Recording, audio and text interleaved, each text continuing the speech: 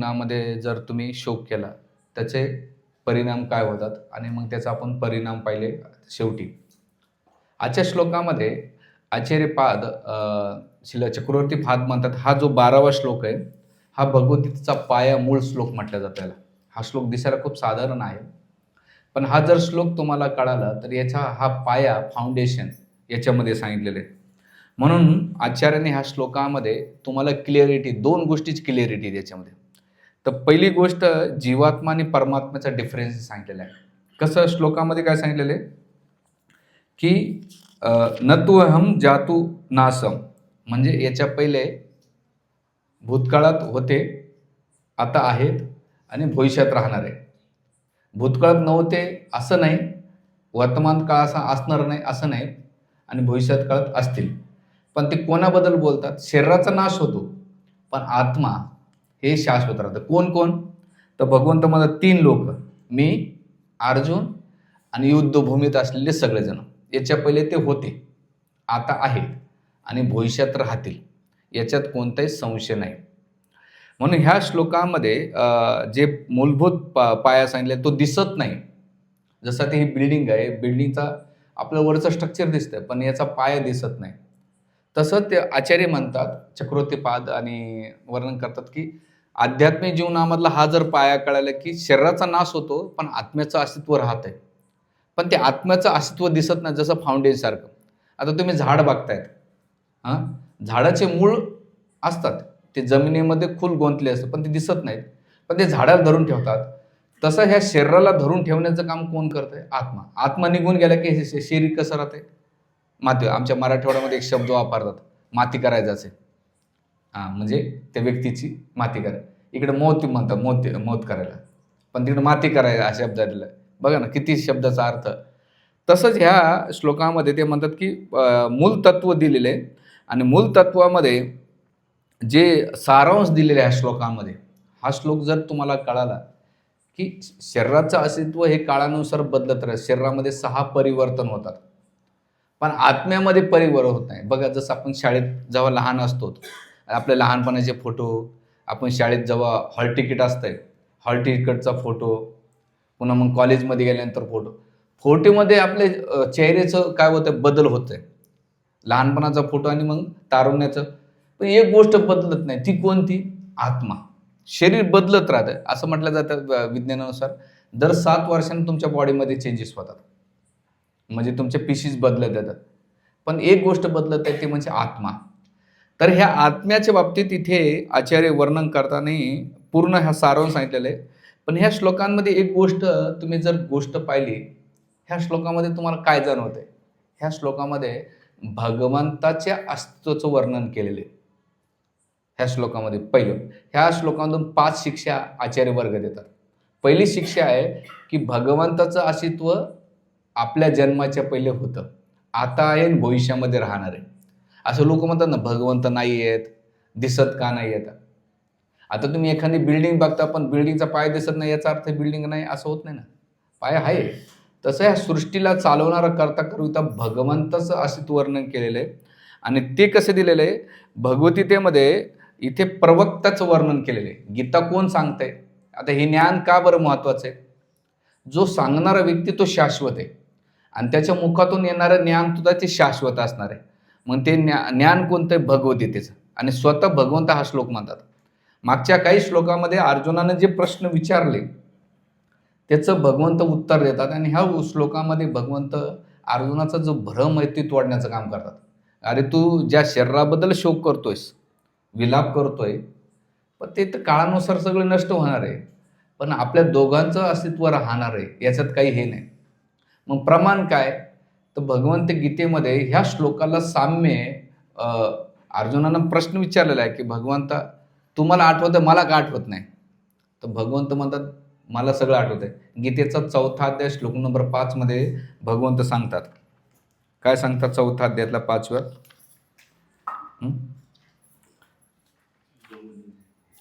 एक मिनिट. भगवंत काय?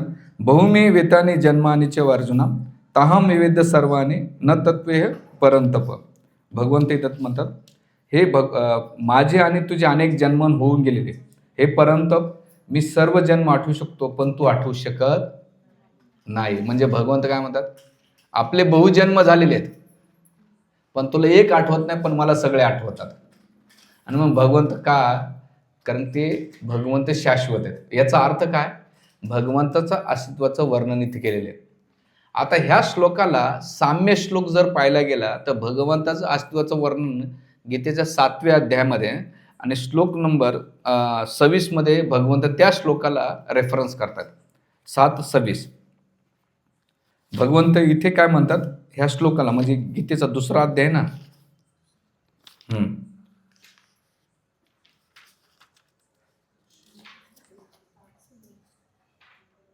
7:26 हां. वेदाहम समितानी वर्तमानेचे अर्जुना भविष्यानीचे भूतानी माम तू वेदम न कश्चित. हे अर्जुना, मी पुरुषोत्तम भगवान भूतकाळात घडलेलं सर्व काही, वर्तमान घडण्यात असणारे सर्व आणि भविष्यात घडणारे सर्व काही जाणतो. मी सर्व जीवांना जाणतो परंतु मला कोणी जाणत नाही. म्हणजे याचा अर्थ काय, भगवंताच्या अस्तित्वाचं वर्णन ह्या श्लोकातून पहिले दिलेले. म्हणजे भगवंत भूतकाळात जाणतात, भविष्य आणि वर्तमान भविष्य पण जाणतात. पण जीवात्मा जाणू शकतो का? आणि आपल्याला सकाळी जेवलं तर संध्याकाळी लक्षात राहत नाही, डोकं खाजवं लागतं, काय खाल्लं आज आपण. पण भगवंताला भूतकाळातल्या सगळ्या गोष्टी आवडतात. तर ह्या श्लोकामध्ये भगवंत जगद्गुरूचं वर्णन करण्यात आलेले आणि हे ज्ञान म्हणून कोणते काल्पनिक नाही. आपण ह्या गीतेला एवढं डीपली का जातो त्याचं मागचं कारण काय, की एक एक श्लोक भगवंतानं आपल्याला दिलेला आहे आणि याच्यामध्ये जेवढं आपण डीप समजू तेवढे आपले अंडरस्टँडिंग तत्वाबद्दल, भक्तीबद्दल आणि भगवंताबद्दल वाढेल. आपली भक्ती कशी आहे माहिती आहे का, आपल्याला अजून तेवढी श्रद्धा नाही कृष्णावर. आपल्या जर कृष्णावर एवढी श्रद्धा असली असते तर आपल्या जीवनातल्या छोट्या छोट्या गोष्टीला आपण नाही का विचलित होऊ शकत नाही. कधी कधी बघा ना, आपल्या जीवनात काही प्रसंग घडले की आपण नाही का विचलित होऊन जातो. पण आपण ठरवलं की कृष्णानं माझ्या जीवनात प्लॅनिंग केलेलं आहे, कृष्ण माझ्याकडून करून घेतात. ते म्हणतात श्रद्धा आणि विश्वासाची परमकाष्ठा केलेली. जे काही प्लॅनिंग असेल ती भगवंतानं माझ्यासाठी बेस्ट केलेली. तर ही भावना ह्या श्लोकातून निर्माण होते. म्हणून आता पहिली शिक्षा ह्या भगवंताच्या अस्तित्वाचं वर्णन केलेलं आहे आणि दुसरी गोष्ट ह्या श्लोकांमध्ये आत्मा शाश्वत आहे. ह्या श्लोकांमध्ये इथे काय दिलेले पहिली लाईन, की नत्वहेम जातो, मला सगळं मी जाणतो. म्हणजे आत्मा आणि परमात्माचं अस्तित्वाचं वर्णन केलं. पण किंतु परंतु आचार्य इथं अद्वैतवादी गडबड करतात. ते म्हणतात की आत्मा काय करतो, परमात्म्यात विलीन होतो. पण आत्म्या आणि परमात्मा विलीन होऊ शकत नाही. जसं एखादा हिरवा पोपट असेल, पोपट एखाद्या हिरवा झाडात गेला म्हणजे तो झाड झालं का, नाही. झाडाचं आणि पोपटाचं दोघांचं अस्तित्व वेगळं राहतंय. तसं जीवात्मा जे 5 मुक्ती येतं त्याच्यामध्ये एक सायुज्य मुक्ती आहे, भगवंतात लीन होणं, पण तिचं अस्तित्व वेगळं राहतं. पण जे ब्रह्मवादी व्यक्ती असतात ते काय करतात, त्या ब्रह्मलीनमध्ये होतं. म्हणून बघा ना, ब्रह्मलीन कोणाचे नावं दिलेले असतात. पण आचार्य प्रभुपादमध्ये ब्रह्मलीन म्हणजे इस्कॉनच्या आपल्या जे भक्तीमध्ये भक्त आहेत, ब्रह्मलीन म्हणजे भगवत चेतनेमध्ये. पण त्यांचा ब्रह्मलीनचा अर्थ काय, आत्म्याला परमात्म्यात विलीन करणे. पण कधी कधी जे अद्वैतवादी बोलताना नाही का कथा सारख्याच करतात, ते पण भागवत कथा करतील, रामकथा करतील. पण शेवटी जसं दूध बनवलं आणि तुम्ही दूध गरम करता मिठाचा खडा टाकला की दूध नासून जातं ना, तसंच हे अद्वैती काय करतात, शेवटी सांगून जातं आपल्या सगळ्यांना विलीन व्हायचं आहे. तुम्ही तुमचं असं विसरलेलं आहे, तुम्ही मायामध्ये असल्यामुळं तुमचं स्वरूप तुम्ही विसरलं. तुम्ही एक दिवस तुम्ही भगवंत होणार आहेत. आणि मग तिथे याचे 2 कारण आहेत. एक तर म्हणजे यांना देवाची पूजा करायची नसते म्हणून तसं बोलत असतात. आणि दुसरं ते एकाला नारायण म्हणतात, नारायण नारायण. एखाद्यानं प्रश्न विचारला, तुम्हीच नारायण काय, अरे मी नाही, तू पण नारायण आहेस, तुम्ही सगळेच नारायण, इथं बसलेले टोटल नारायण आहेत. जसं एकदा एक भक्त एका भेटले होते, आता ते कोणा संस्थेत माहीत नव्हतं. ते म्हटले की मी जाऊन पांडुरंगात विलीन होणार, पांडुरंग मी होणार, मीच पांडुरंग आहे, भक्ती करून काय व्हायचं मला पांडुरंग. याचा अर्थ तू रुक्मिणीचा पती व्हायचा का? म्हणजे किती अपराध आहे विचार करा. आणि संतांनी अद्वैतवादाचं जे शून्यवाद होतं त्याला फोडण्यासाठी आधी शंकराचार्यांनी ते दिलं होतं. पण शंकराचार्याच्या तत्वज्ञानाला श्रीपाद रामानुजाचार्य मध्वाचार्याने हे केलेले. पण इथे आत्मा आणि परमात्मा विलीन होण्याचं कुठं, कारण भगवंत गीतेमध्ये म्हणतात मम मांस जीव लोके जीवभूत सनातन. तो सनातन आहे, शाश्वत आहे, माझंच अंश आहे. पण विलीन होण्याचं कुठं वर्णन नाही केलं. तर हे पहिली शिक्षा या श्लोकातून दिली जाते. दुसरी शिक्षा या श्लोकामध्ये जीवात्मा आणि भगवंतामध्ये अंतर आहे. ह्या श्लोकामध्ये कसं अंतर आहे? भगवंत विभू येतं आणि जीवात्मा अणु आहे. भगवंत परमचेतना आहे आणि जीवात्मा चेतना आहे. हे आपली चेतना कशी आहे? मुकुलित म्हणजे संकुचित चेतना, पण भगवंताची चेतना काय? विस्तारित आहे. आणि दोघं जीवात्मा काय त्याची लेवलला तेवढी ती सृष्टी निर्माण करतो, पण भगवंत 14 लोक तर सृष्टी आणि भौतिक आणि आध्यात्मिक जगातलं निर्माण करतात. जीवात्मा काय करतो?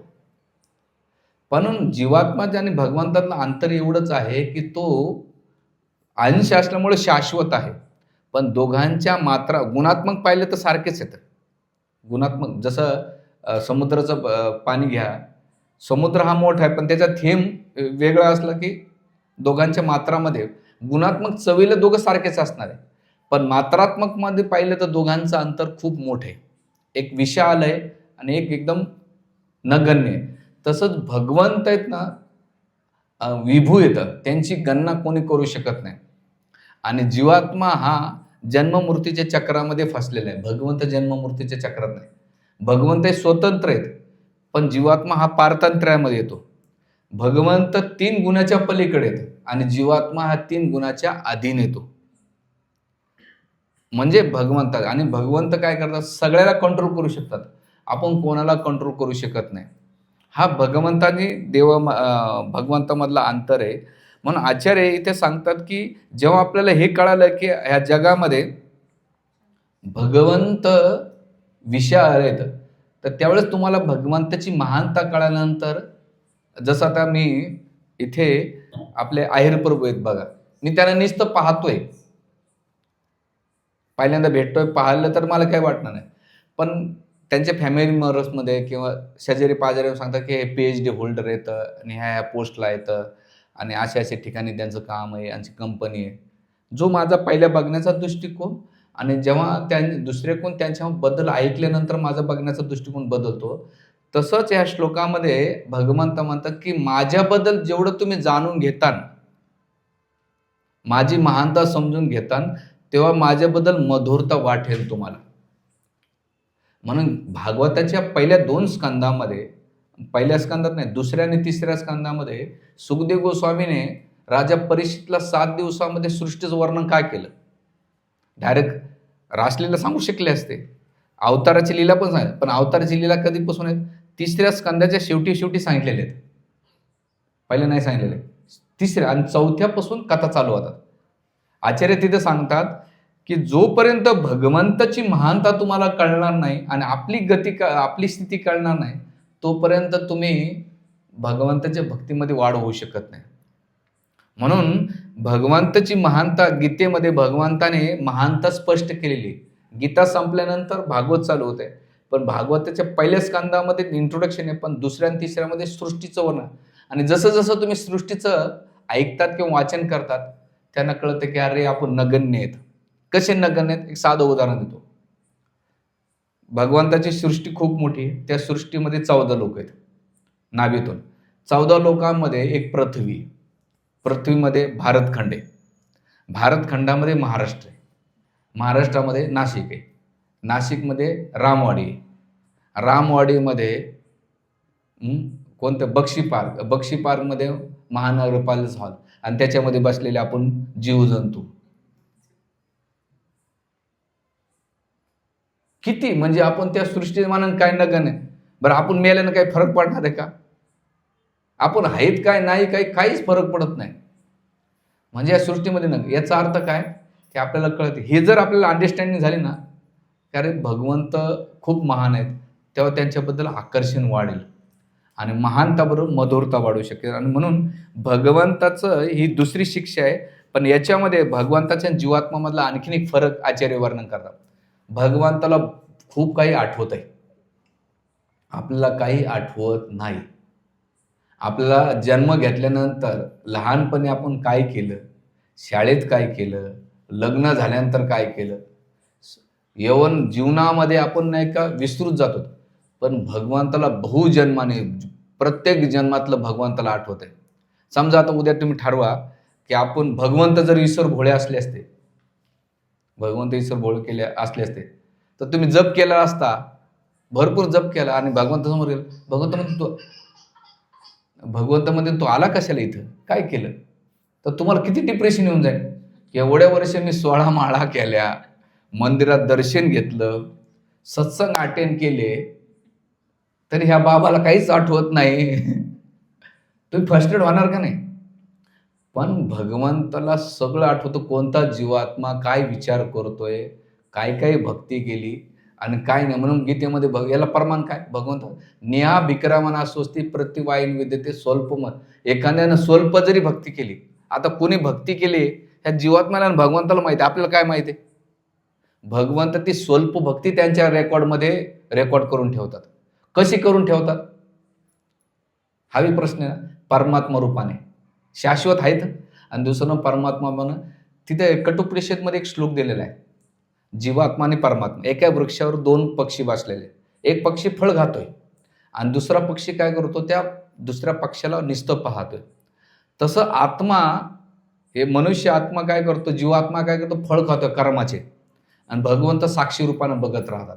आणि जसं तुम्ही शाळेमध्ये एक्झाम असा, तसं माताजी तुम्ही सगळे शिक्षक आहात. एखादा विद्यार्थी पेपर लिहित असताना चूक लिहित असेल तर तुम्ही त्याला टोकत नाहीत, बराबर लिहित असेल तर अप्रिशिएट करत नाहीत. तुम्ही काय करतात, बघण्याची भूमिका घेतात. आणि जेव्हा पेपर दिल्यानंतर तुम्ही काय करतात, त्याच्यानंतर त्याचा रिझल्ट येतात. तसंच भगवंत साक्षी रूपानं सगळं बघत राहतात. तू चांगले कर्म करतो, वाईट कर्म करतो, ते रेकॉर्ड करून ठेवतात. आणि जेव्हा मृत्यूची वेळ आली, ते सगळं कर्माचे पेपर काढतो. तू तुझ्या जीवनात काय काय कर्म केले, कोणाला वाकडं बोलला, कोणाला वाकड डोळ्यानं पाहिलं, कोणाची निंदा केल्या, कोणाला शिव्या घातल्या, किती भक्ती केली, काय केलं, चांगलं वाईट सगळं फिल्टरेस करून म्हणतात, बाळा तू असं असं केलेलं आहे. आणि कच्चा चित्ता सांगून देतात. त्यांचे दूत कोण, चित्रगुप्त. म्हणून पहिले तिथं रेकॉर्ड होऊन जातं. तर भगवंताला प्रत्येक जीवात्म्याच्या किडे मुंग्याच्या विचारात काय चालू आहे ते सुद्धा भगवंताला स्मरण राहते. आपल्याला मागच्या जन्मातलं काय सोडून द्या, या जन्मातलं सुद्धा लक्षात राहत नाही. म्हणून हे भगवंतानं आपल्यामधलं अंतर आहे, जीवात्मा आणि भगवंतातलं अंतर आहे. कसं भगवंताला स्मरण आहे, शास्त्राचे जे कितीतरी उदाहरणं आहे की भगवंत किती रिमाइंड करून ठेवतात. जसं द्रौपदीचं चिरहरण झालं, भगवंतांनी चिरहरण काय केलं, तर ही महाभारताच्या युद्धाच्या पहिला एक प्रसंग येतो. तो एक दिवस भगवंत सकाळच्या टायमाला फळ कापत होते. कापता कापता भगवंताचं बोट कापलं. तिथे सुभद्रा पण बसलेली होते आणि द्रौपदी पण बसलेली होती. आणि सुभद्रा बघितलं की भगवंताचं बोट कापलंय म्हणून कपडा शोधण्यासाठी, चिरगुट शोधण्यासाठी इकडे तिकडे पळत होती. द्रौपदीने काय केलं, नवीन साडीचा जो पदर आहे तो फाडला आणि भगवंताला वाढला. सुभद्रानं साडीकडे पाहिले, नवी साडी कसं काय फाडायची. पण द्रौपदीनं काय केलं, साडीकडे नाही पाहिलं, भगवंताचं बोट कापलंय. आता भगवंताचं शरीर सच्चिदानंद स्वरूप आहे, पण भगवंताला लीला करायची, एखाद्यानं मला चिरगुट जरी अर्पण केलं तर त्यांना मी किती देतो. भगवंत तुमचे कण मात्र सुद्धा लक्षात राहतात. मी जेव्हा ही लीला आठवते ना, मला डोळ्यातून अक्षरशः रडू येते की भगवंत आपल्याकडून काय मागतायत आणि भगवंत त्याच्या बदल्यात आपल्याला किती देतात. पण मनुष्य कसा कृतज्ञ आहे की लगेच विसरून जातो तो. तर ते बोट कापलं. आणि मराठीमध्ये एक भजन आहे, नऊवारीगड साडी दिला फाडून, द्रौपदीचे बंधू शोभे नारायण, सुंदर भजन आहे, तिले फेमस भजन आहे. तर ते फाडल्यानंतर भगवंत मनात विचार केले, द्रौपदी तू माझ्यासाठी एवढं चिरगुट दिलं ना, मी तुला अक्षर साडीच्या ढिगामध्ये झाकून टाकेल. आणि ते भगवंत जेव्हा द्रौपदीचं वस्त्र हरण होतं, ते भगवंत मनामध्ये एकच विचार करत, द्रौपदीने मला एवढं दिलं ना, त्याच्या बदल्यात मी कशी परतफेड करेल. आणि ते स्मरण करून भगवंत तिथं प्रकट होऊन वस्त्र हरण दिलं होतं. आपल्याकडे कोणी काही केलं ना, जोपर्यंत चांगलं राहतं ते आपल्या आठवत राहतं. एक दिवस आपलं बिनसलं ना, आपला प्रश्न काय केलं तुम्ही. पोरं आईबापाला म्हणतात तुम्ही आमच्यासाठी काय केलं. जीवनभर माणूस जो घासतो, अख्खं हाडं उघडून लावतो, तरी मुलं काय म्हणतात तुम्ही काय केलं. ऑफिसमध्ये बॉस म्हणतो तुम्ही काय केलं एवढे दिवस कंपनीत राहून. सगळीकडे क्वेश्चन मार्क राहतो. पण भगवंताच्या क्वेश्चन मार्कमुळे नाही. भगवंत काय करतात? रेकॉर्ड ठेवतात, की यानं एवढं केलं, म्हणजे स्मृती भगवंत ठेवतात. म्हणजे तुम्ही छोट्या-छोट्या भक्तीच्या क्रिया जरी केल्या, तर साधारण मनुष्य विसरून जाईल, पण भगवंत काय करतात? ते स्मरण ठेवते. ही भगवंत स्मरण. एवढंच नाही, भगवंताचं सुदामाचा उद्धार प्रसंग येतोय. भागवतामध्ये नाही, पण अन्य पुराणामध्ये काय येते, जेव्हा भगवान कृष्ण आणि सांदीपनी मुनीच्या आश्रमामध्ये राहत होते सुदामासोबत. एक दिवस सांदीपनी मुनीने त्यांना जंगलामध्ये समिधा आणायला पाठवल्या. आता उज्जैनपासून ते नारायणपूर 21 किलोमीटर आहे. आम्ही पहिल्यांदा आम्हाला 2008 साली ब्रह्मचर्य यात्रा घेऊन गेले होते, ते पाहिलं. तर तिथून भगवंताने कृष्ण आणि सुदामा ते मुळी आणण्यासाठी मुसळधार पाऊस आला, वारा सुटला. म्हणून काय केलं, एका एवढा मुसळधार पाऊस आणि काय करायचं, ते एका झाडावर चढले ते. तर पहिले सुदामाला चढवलं आणि कृष्ण खाली होते. तर त्यावेळेस गुरुमातानं काय केलं, त्यांना थोडे हरभरे दिले होते, चणे दिले होते. पण सुदामानं भगवंताला अर्पण न करता काय केलं, स्वतःच खाल्ले. खाल्ल्यानंतर त्याचा आवाज येतो कुरुक कुरुक कुरुक. भगवंताला कळतं की सुदामानं भुक्याच्या पोटी खाल्ले, पण यानं मला अर्पण नाही केले. आणि त्यावेळेस भगवंताला ते स्मरण होतं. आचार्य म्हणतात, आता याचं कुठं रेफरन्स मला सापडलं नाही, पण मी 1-2 जणांच्या कथेमध्ये ऐकलं, की ते भगवंताला चोरून खाल्ल्यामुळं त्यांना दारिद्र्य भोगावं लागलं. म्हणजे सुदामानं काय केलं, भगवंताला अर्पण नाही केलं, चोरून खाल्लं म्हणून दारिद्र्य जीवन भोगायला लागलं. पण भगवंताला वाटलं, याचा उद्धार तर केला पाहिजे, माझा सखा आहे. पण मग पहिल्यांदा जेव्हा सुदामा भगवंताला भेटायला गेलं, तर ते जे तुटके तांदूळ होते, पोहे होते, ते भगवंताने हिसकून का खाल्ले? तर भगवंताला हिसकून खाण्याचं कारण एकच आहे, की तुझं हिसकून खाऊन मी तुझा उद्धार करेल. तू नाही अर्पण करणार मला, तुझी इच्छा पण नाही करण्याची, पण मला उद्धार करायला तर कारण पाहिजे, की तुझ्या त्या गोष्टीमुळे मी सोडलं, पण तुझं लुबाडून खाऊन मी तुझा उद्धार करेन. भगवंताला ते, कारण ते स्मरण होतं भगवंताला. आणि त्या स्मरणाच्यामध्ये भगवंत काय करतात, आचार्य मी जेव्हा ती वाचलं, की भगवंताला लुबाडून का खाल्लं, तर भगवंत म्हणतात, की घे तुझा उद्धार करायचा. पहिली मूठ खाल्ली. खाल्यानंतर भगवंत खाण्याच्या मागं अमृततुल्य आनंद भेटला आणि सगळ्या देवदेवतांना संतुष्टी भेटली. जेव्हा दुसरी मूठ घेणार खायला, तर रुक्मिणीनं का त्यांचे हात धरले. आचार्य म्हणतात, का बरं हात धरला? त्याचे 3 कारण देतात. पहिलं कारण म्हणतात, की भगवंता एकटेच मजा करता, आम्हाला बी देऊ द्या, काय प्रसाद आहे सुदामाचा. हे पहिलं कारण. दुसरं कारण म्हणतात, की भगवंता एका मुठीमध्ये तुम्ही सुदामाला आधीच अधीन झालेले. तुम्ही दुसरी मूठ खाता तर मला दासी म्हणून जावं लागेल, म्हणून हात धरला. हे दुसरं कारण. आणि आचार्य तिसरं कारण देतात, की रुक्मिणी विचार करू लागले, कधीचे शिळे पाते पोहे पडलेले आहेत, माझ्या भगवंताचं पोट नको दुखायला म्हणून हात धरला होता. म्हणजे तिन्ही भावना रुक्मिणीला सायमेंटिसली निर्माण झाल्या होत्या. पण भगवंताला त्याच्याबद्दल गोष्ट भगवंताच्या मनात नाही, भगवंताच्या एकच मनात होते, याचे पोहे खाऊन याचा मी उद्धार कसे करेल. हे पहिलं कारण. आणि दुसरं कारण सांगतात आचार्य, की कोणाला अहंकार असतो ना, श्रीमंतीचा अहंकार असतो, रूपाचा अहंकार असतो, गुणाचा अहंकार असतो. सुद्धा मला अहंकार कशाचा होता? गरिबीचा होता. ह्या जगात गरीब माझ्यासारखं दुसरं पण. भगवंत म्हणतात, याला गरिबाचा अहंकार झालाय आणि याचा अहंकार मी याच्याच गोष्टीने तोडेल, की याला असं धन देऊन टाकेल, की याचा अहंकारच मोडला पाहिजे. आता उद्यापासून तुम्ही तसा अहंकार करू नका, भगवंत काही देणार नाही.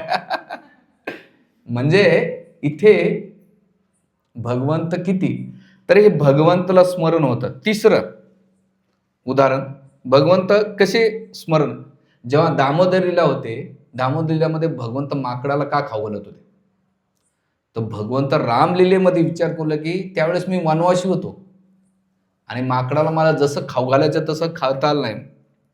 पण ते माकडं विसरून गेले सेवा करून, पण भगवंत विसरले नाही.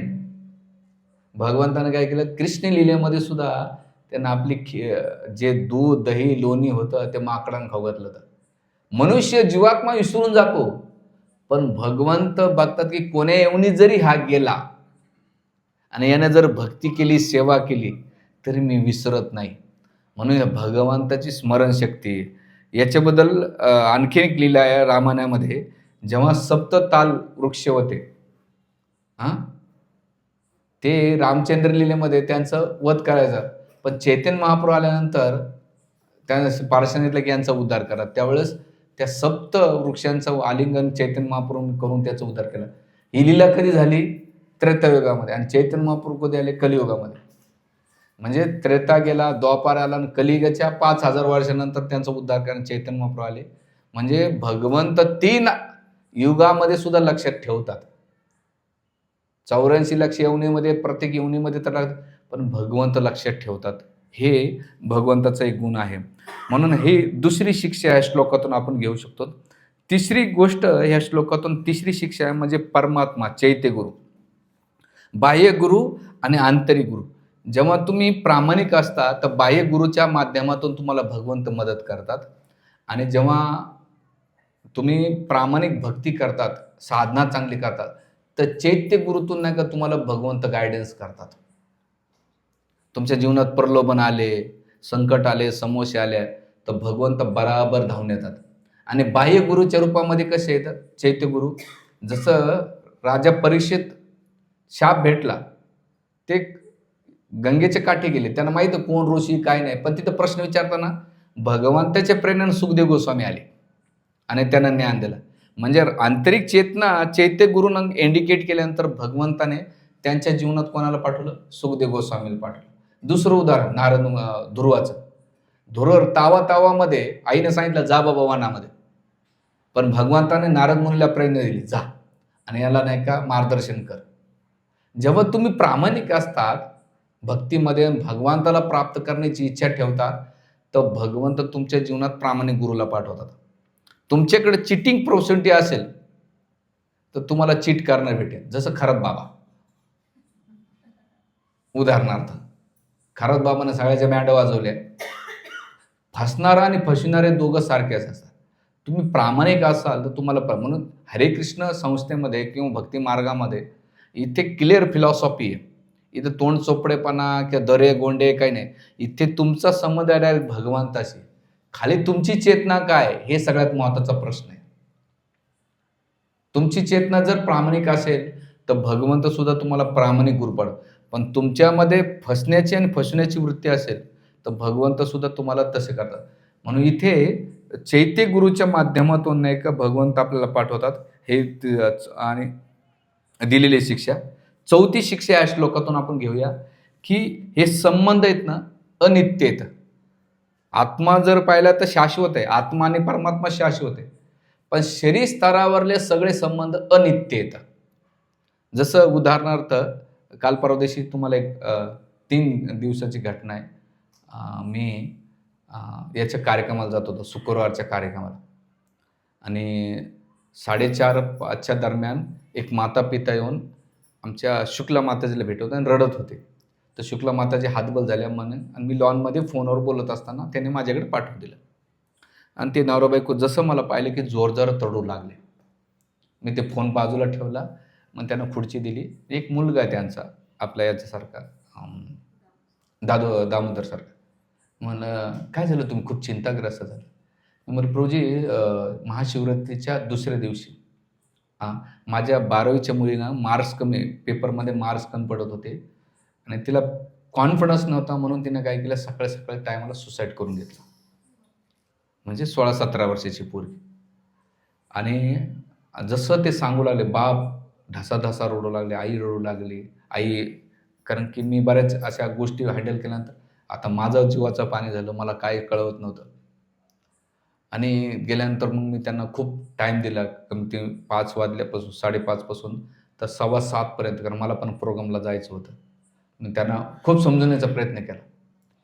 तर त्यांना मी सांगितलं की संबंध कसे टेम्पररी, 50-60 वर्षे, आपल्या 50-60 वर्षाच्या परिवारामध्ये कोणी 20 वर्षे, कोणी 15 वर्षे, कोणी 10 वर्षे, असं त्यांना सांगत. पण त्याची किंतु परंतु, असं का तसं का, आम्ही तर त्यांना हे दिलं, असे खूप प्रश्न, असं का झालं आमच्यासोबत. त्या सगळ्या प्रश्नाचे उत्तर म्हणलं किंतु परंतुमध्ये राहून आता ते उत्तरं नाही भेटणार, पण तिच्या गतीसाठी तुम्हाला काय करता ते बघा, तुम्ही पहिले ते सांभाळा. मग त्या मातापित्याला समजून प्रयत्न केला. मग ते खूप रडत पण होते. सांगायचा मुद्दा आहे की ह्या जगातले जे आपण संबंध स्थापित करतो ते आसक्त ठेवतो, त्या आसक्तीमागं ते दुःख होतं. हे बोलणं सोपं आहे, ऐकणं सोपं आहे, पण रक्ताचं नातं एवढं डेंजर आहे आणि आपण शरीर स्तरावरच्या एवढ्या लेव्हलला आहेत. म्हणून हा श्लोक काय सांगतो, की बाबा भगवंत अर्जुनाच्या माध्यमातून सांगतात, की तुम्ही ज्यांच्याबद्दल शोक करताय, तो संबंध टेम्पररी आहे, परमनंट नाहीये. याच्या पहिले ते होते, आहेत आणि राहणार आहेत. खाली तुम्ही शरीर स्तरावर एकूण एकाला पाहता आणि तेवढं तुम्ही दुःखी राहणार आहे. मग ते उदाहरण छान देतात आचार्य वर्ग याच्यामध्ये. ते म्हणतात, की एक वृक्ष असतो. वृक्षाला पाला-पाचोळा फुटतो. जसं पिंपळ आमच्या मंदिराच्या बाजूला. 4 महिने राहिल्यानंतर ते आता नवीन-नवीन पालव्या फुटतात वसंत ऋतूत. ते काही हळू वाढतात, पिकतात आणि मग पिकून गळून पडतात. एकत्र आल्यानंतर गळून पडलं, की ते खाली गळून पडले, की हवेचा झोकात आणि सगळे विखरून जातात. तसं परिवारात काय करतात, काळ काय करतो, आई-वडिला, बहीण-भावंडांना, आजी-आजोबांना, पणजोबांना एकत्र आणतो. एकत्र राहतात. काळाच्या ओघात नाही का सगळे एकदा गळून पडतात. आता पान प्रत्येक एकदाच पडत नाही. ज्याचं पिकलं तो पडून पडतो. तसं ज्याचा मृत्यू आला तो गळून पडतो आणि नंतर काळाच्या ओघामध्ये सगळा विखुरला जातो. दुसरं उदाहरण आचार्य छान देतात. ते म्हणतात, की एक नदीच्या याच्यामध्ये वेगांमध्ये तुम्ही 10-12 ओढके टाकले, तर ते काही काळ एकत्र डुलत एकत्र चालत राहतात. हळू त्यांचा प्रवास चालत राहतो. बऱ्याच लांब जातात ते. पण त्याच्यामध्ये एखादी लाट आली, की एखादं लाकूड एका साईडला जाते. दुसरी लाट आली थोड्या वेळानंतर दुसरं इकडे जाते. असे ते लाकडं काय करतात, विखुरल्या जातात. शेवटी एखादं लाकूड राहतं आणि ते बी अदृश्य होऊन जाते.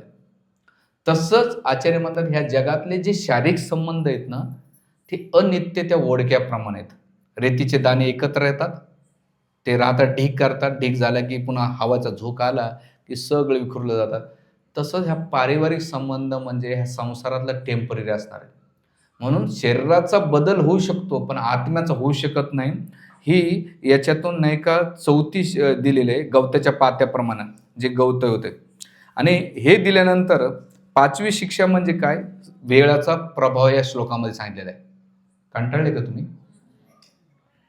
ह्या श्लोकामध्ये काय सांगितलंय, एक वेळाचं सांगितलंय. वेळ म्हणजे काय, भूत आणि वर्तमान आणि भविष्य हे भगवंताच्या अधीनुसार चालतंय. आपल्या हाताचं आहे. भूतकाळात ज्या घटना झाल्या, आता त्या पश्चाताप करून आपल्याला काही होत नाही. भविष्यात आपल्या हातात काय होणार आहे हे आपल्याला माहित नाही. वर्तमान आपल्याकडून प्रकृती करून घ्या. कसं, प्रकृती क्रियमानाने गुन्हे कर्माने सर्वशा अहंकारही मूढात्मा कर्तामिती म्हणले. प्रकृती तुमच्याकडून ते करून घेते. पण मूर्ख व्यक्ती काय विचार करतो, माझ्यामुळं होतं किंवा मी करतोय. नाही, भगवंत तुमच्याकडून प्रकृतीच्या माध्यम करून घेतात. म्हणून वेळेचं महत्त्व दिलेलं आहे. आणि अनित्य संबंधाच्या बाबतीत म्हणजे ते म्हणतात, की भूत, वर्तमान आणि भविष्य. भूतकाळात शरीर तुमचं नष्ट झालेलं असेल, कारण शरीरात बदल घडतो. पण आत्म्यामध्ये भूत आणि वर्तमान आणि भविष्यामध्ये कोणताही बदल घडत नाही, कारण तो शाश्वत आहे. आणि हा शाश्वत राहिल्यानंतर आत्मा काय करतो, शरीर बदलत राहतो, पण त्याच्यामध्ये भूत आणि वर्तमानामध्ये कोणताही फरक पडत नाही. मग याला प्रमाण काय, की आत्मा तोच राहिला, शरीर बदलले. तर याच्यामध्ये शास्त्रामध्ये कितीतरी उदाहरण दिलेले आहेत. 5वी शिक्षेमध्ये भरत महाराज पहिले कोणते होते, भरत होते. त्याने सगळं राज्य सोडलं, गंडकी नदीच्या काठावर गेले, तपस्या केल्या आणि भावस्तरावर म्हणजे 9 स्टेप आहेत भक्तीमध्ये भगवंताला. अधोश्रद्धा, तथा साधुसंग, भजन क्रिया, अनर्थ निवृत्ती, निष्ठा, रुची, भाव आणि प्रेम, अशा भावस्तरावापर्यंत ते पोहोचलेले होते. पण तिथे गेल्यानंतर एक दृश्य पाहिलं त्याने, हरणाचं. गर्भवती हरिण होती, गंडकी नदीचं पाणी पित होते आणि एक वाघाच्या डरकाळीमुळं ते गर्भपात झाला आणि तिनं शरीर सोडलं. त्या हरणाच्या प्रती, पाडसाच्या प्रती त्यांची आसक्ती वाढली आणि हळूहळू मग साधनाकडे दुर्लक्ष करून त्या हरणाच्या प्रती दुर्लक्ष करून हरणाच्या प्रती आसक्त झाले. आणि शेवटी त्या हरणावर एवढं प्रेम केलं की मृत्यूच्या वेळेस त्याने हरणाचं स्मरण केलं आणि पुढच्या जन्मात ते हरिण झाले.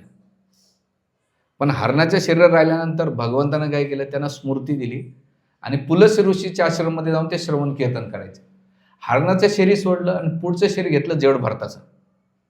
आणि जड भरत का राहिले, ते म्हणले परिवाराच्या प्रती आसक्तीच नको, अटॅचमेंटच नको. कारण 3 जन्म बदलले माझे आत्मा तोच राहिला, पण बॉडी बदलली. आणि तिथे वडील गायत्री शिकवायचे ना, उलटी शिकायचे.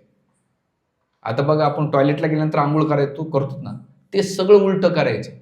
आणि समाजापासून, नाते परिवारापासून एवढे जड राहिले की त्यांनी कोणाची अटॅचमेंट ठेवली नाही. ते म्हणले की ह्या जगातलं अटॅचमेंट ठेवली की पुन्हा पतनाचं कारण, पुन्हा जन्माचं कारण आहे, म्हणून मला कोणाचं ठेवायची नाही. बघा हे लय सोपं आहे, कारण त्याने 2 झटके खाल्लेले होते. आपल्याला झटके नाही भेटले आणि आपलं इथं प्रवचन ऐकलं आणि जसं आपण खाली उतरलो की सगळं म्हणतं माझा चिंट्या, माझा पिंट्या, माझा दादू, माझा बाबू, हां, माझं हे, माझं ते. मोहमाया लय डेंजर आहे, एवढं सोपं नाही. माया म्हणते, "बाळा या बाबाचं काय ऐकू नको. यांच्या डोक्यात पाणी झालंय. याने तर सगळं सोडलंय." पण इथं भरत महाराज म्हणतात, सावध.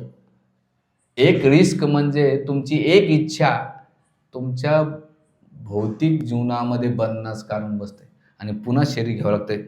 त्यांनी काय केलं? शरीर बदलला, आत्मा तोच राहिला आणि मग चेतनेनुसार इथं चेतनेचं वर्णन केलेलं आहे. दुसरं उदाहरण आहे शास्त्रामध्ये, जर पाहिलं गेलं तर नारद मुनींचं. नारद मुनी पहिले कोण होते? उपपूर्व गंधर्व होते. अप्सरासाठी भजन गाऊ लागले, आपल्या यासाठी देव देताना त्यांचा आवाज होता म्हणून बोलवलं. पण त्यांचे गाणे गायचे, भजन तर गायचे, पण मनामध्ये काय होतं? माझ्या सुंदर पत्न्या कशा प्रसन्न होत्या. तर देवताने शाप दिला, अरे तुला एवढं शरीर भेटलंय, तू भगवंताची भक्ती करून तू स्त्रियांचं सुंदर गाणे गातो, तू काय दासीपुत्र होऊन जाय. आणि मग ते दासीपुत्र झाले आणि मग दासी भक्तिवेदांताची सेवा केली. त्याच्यातनं का त्यांच्या आईला सर्पदंश झाला. त्यावेळेस म्हणले बरं झालं, माझ्या आईच्या प्रती आसक्ती होती, भगवंतांनी काढलं, मला भगवंतांनी निर्भर केलं. आणि मग ते शरीर सोडल्यानंतर पुन्हा ते नारद मुनी होऊन आले. मग नारद मुनी 3 बॉडी बदलल्या त्याने. हे दुसरं उदाहरण, म्हणजे आत्मा तोच राहिला, शरीर बदललं. हे दुसरी घटना. तिसरी घटना अजयमेळाची. अजयमेळ पहिले शुद्ध संपन्न होता, त्या वेश्याच्या नादामध्ये लागला. पुन्हा मग 88 वर्षे पाप केलं, आत्मा घेऊन जात होते. भगवंतानं बोनस दिले त्यांच्या भक्तीमुळं. दिल्यानंतर त्यांना पुनर्जन्म झाला आणि मग भगवत धामात गेले. आत्मा काय केलं? भगवंताने संधी दिली किंवा जर्जर होतं, पण आत्म्याला काय केलं? संधी दिली. म्हणजे याचा अर्थ शरीर आत्मा डिफरन्स आहे. आणि एवढं हेच नाही तर ध्रुव महाराजाच्या बाबतीत, ज्या ध्रुव महाराजाला आई सुनीतीनं भक्तीत लावलं, पण वैकुंठात जाताना नाही का स्वधामात गेले. पण त्यांच्या मनात प्रश्न आला होता. काय प्रश्न आला होता? अरे मी तर चाललोय, पण माझ्या आईचं काय? तर नंद आणि सुनंद म्हणतात, नाही काळजी करू नका, तुमच्या पहिले तुमच्या आईचं पण विमान चालेल. तर ह्या शरीर परिवर्तनामध्ये शरीर बदलत राहील, पण आत्म्यामध्ये मग तुकाराम महाराज म्हणतात, आम्ही वैकुंठवासी आलो याचं कारण असे. आम्ही कुठले आहेत? वैकुंठातले आहेत. आणि कुठं चाललो? आम्ही जातो आमच्या गावा, आमचा राम राम घ्यावा. ह्या जगामध्ये 2च लोक सहदेवासोबत गेले, ध्रुव महाराज आणि तुकाराम महाराज. पण तुकाराम महाराज क्लिअर करतात, मी वैकुंठातला आहे, पण कशासाठी आलो? तुमच्यासाठी, उद्धारासाठी आलो. आणि इथून जाताना सुद्धा ते भगवत धामात गेले. म्हणजे सांगायचा मुद्दा असा की ह्या जगातल्या सगळ्या गोष्टी शाश्वत येतात. कोणत्या? भगवंत आणि भक्ती आणि भक्त. बाकी सगळ्या गोष्टी नश्वर येतात, ते आपल्या हातात राहणार नाही. म्हणून भगवंत म्हणतात, अरे ह्या गोष्टीमध्ये तू पडू नकोस, याच्या पलीकडे जाय. आणि गेल्यानंतर भगवंत काय, जातूम हा शब्द वापरला इथं. जातूम म्हणजे काय? अरे तू अजून विलाप करतो ना, हे मागच्या जन्मात कोण होते तुला सांगू का? तू ज्यांच्याबद्दल, तू ज्यांना युद्ध करण्यासाठी आलास ना, हे मागच्या जन्मात कोण होते त्यांची हिस्ट्री सांगतो. जातो ह्या शब्दाचा अर्थ आचार्य सांगतात, भूतकाळात घटना आणि भूतकाळात आणि भविष्यामध्ये. आता हे भविष्यात आहेत, वर्तमानात, पण भूतकाळात कोण कोण होतं मी तुला सांगतो. कर्ण होता, हा रक्तभाऊ नावाचा असुर होता. कारण नरनारायण ऋषीने युद्ध केलं आणि त्याचे 1000 कुंडल त्याला वरदान भेटलं होतं. तर नर तपस्या करायचे आणि नारायण युद्ध करायचे, नारायण तपस्या करायचे, नर युद्ध करायचे. असं करता करता त्याने 99 म्हणजे 999 कवच, एक कवच वाचलं होतं. आता त्यानं पाहिलं की आता आपलं काही खरं नाही, म्हणून सूर्यदेवाची शरणागत घेतली. आणि मग सूर्यदेव शरणागत गेल्यानंतर कुंती महाराजांनी उत्सुकतेपोटी वर मागितला आणि त्याच्यामध्ये तो कर्ण टाकला. तो कर्ण कोण होता? मागच्या जन्माचा असुर होता. आणि तो एक कवच मारण्यासाठी तेच नरनारायण ऋषी अर्जुनाने भगवान कृष्ण होऊन आले. आणि मग भगवंत माझा, अर्जुना तुझ्या जन्म झालेत मी ओळखतो, पण मागच्या जन्मात आपण नरनारायण ऋषी होतो, आपण शाश्वत आहेत, पण तुला काय आठवत नाही, पण मला आठवत आहे.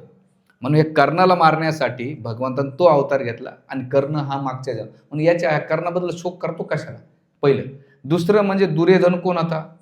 हा साक्षात कलियुगाचा मूर्तिमान स्वरूप आहे. कलियुगात तुला जर हे असुर आहे आणि तो कलियुगामध्ये आलेला आहे. त्याच्यानंतर शकुनी हा द्वापर युगाचं प्रतीक आहे आणि हा पण राक्षस आहे. आणि दुःशासन आणि जे बाकीचे तुझे भाऊ आहेत ना चुलत भाऊ, हे तुला दिसायला कौरव दिसतात, पण हे असुर आहेत मागच्या जन्मातले.